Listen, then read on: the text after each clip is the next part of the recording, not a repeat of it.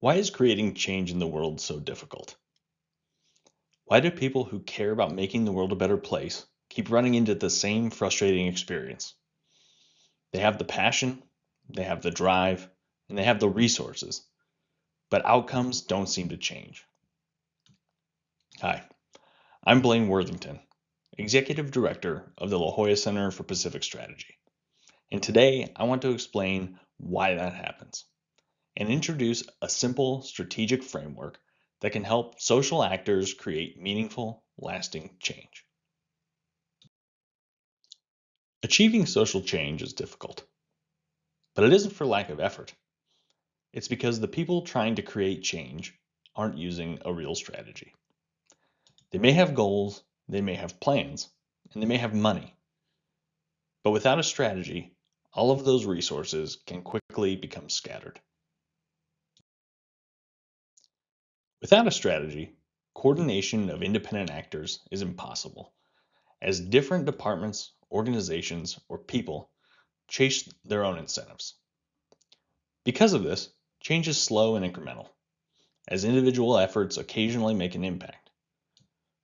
But the result is a lot of wasted time, money, and energy as you take 2 steps forward and 1 step back.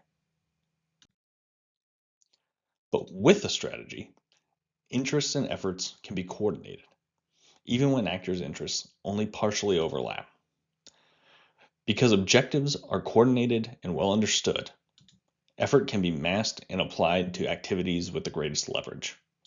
Success begets success, and unexpected opportunities can be recognized and exploited when they arise. The problem with the word strategy is that it's often used interchangeably with the word plan.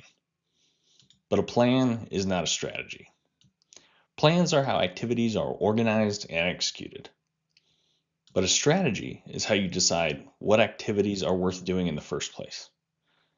Plans are useful, but they are only effective when they are nested within a larger strategy. Let's consider a simple example. Suppose you have a week off from work and you want to take a relaxing trip from San Diego to Seattle. Along the way, you'd like to do some sightseeing.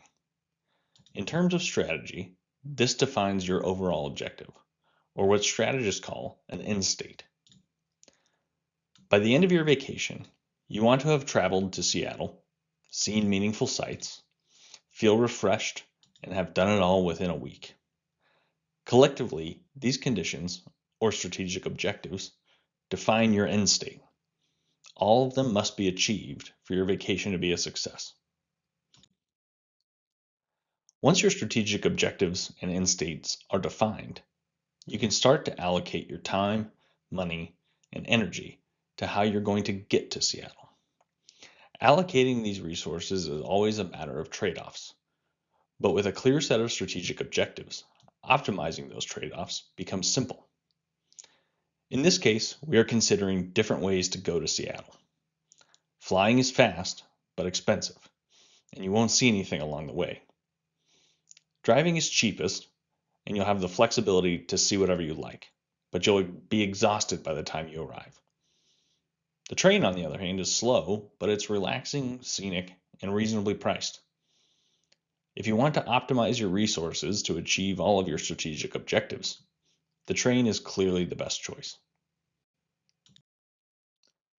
So with all of this in mind, let's define strategy. Strategy is the disciplined alignment of resources and activities to achieve the essential conditions of a desired end state. In strategic terms, this is referred to as aligning ends, ways, and means. But in layman's terms, we can think about it as aligning objectives, activities, and resources to achieve an overarching goal. When nation states design strategies to achieve goals of national interest, they are practicing what is known as grand strategy. Grand strategy involves using all of the levers of state power to achieve national objectives. To help think about these levers, grand strategists have developed categories of nation-state power they call instruments. One of the simplest representations of these instruments is the DIME model. DIME is an acronym for diplomatic, informational, military, and economic power. Let's consider an example. Suppose that country A decides that it is in their national interest to develop a stronger relationship with country B.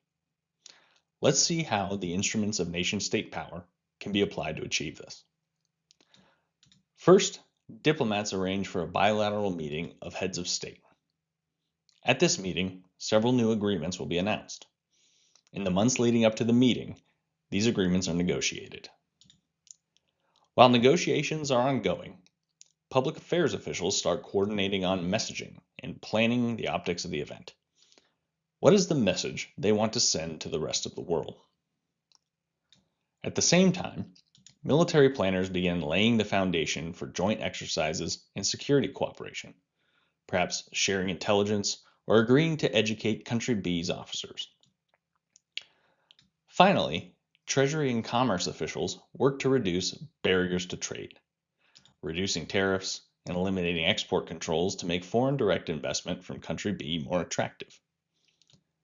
When the event finally comes around, the specific details of each agreement are not as important as the fact that the agreements happened at all, a fact that provided negotiators with wide latitude for negotiation and a clear understanding of their goals. Now that we've seen how nation-states organize their power, the question becomes, what is the equivalent for social actors? How do civic groups, NGOs, activists, and businesses think about their activities and resources when trying to achieve social outcomes? To date, they've lacked a shared framework for common understanding. They need instruments of social power. To solve this problem, the La Jolla Center for Pacific Strategy has developed a model that serves the same purpose for social actors that DIME serves for nation-state actors. We call it RACKFIL, the 7 instruments of social power: reputation, access, community, knowledge, finance, influence, and legal.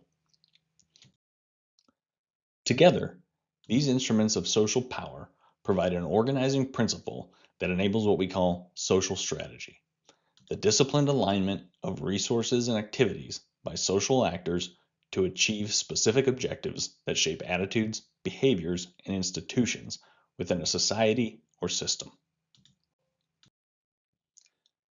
Together, social strategy and the 7 RACKFIL instruments of social power provide social actors with the ability to clearly assess and align their resources across coordinated activities that will allow them to shape the attitudes and behaviors of other actors in the society or system that result in social outcomes. Social strategy recognizes that all social outcomes depend on the behavior of other social actors, other human beings. Whether you are trying to reduce ocean pollution, improve public health, or shape the responsible adoption of new technologies, social strategy provides a disciplined method for shaping human behavior at scale. Achieving social change isn't magic. It just takes strategy. When social actors understand their instruments of power, they unlock the ability to create coordinated, meaningful, and lasting change. If you found this helpful, please like, share, and subscribe to our channel and our Substack as we continue this series, diving deeper into each instrument of social power and showing you how to apply them in practice. I'm Blaine Worthington, founder and executive director of the La Jolla Center for Pacific Strategy. Thank you for watching.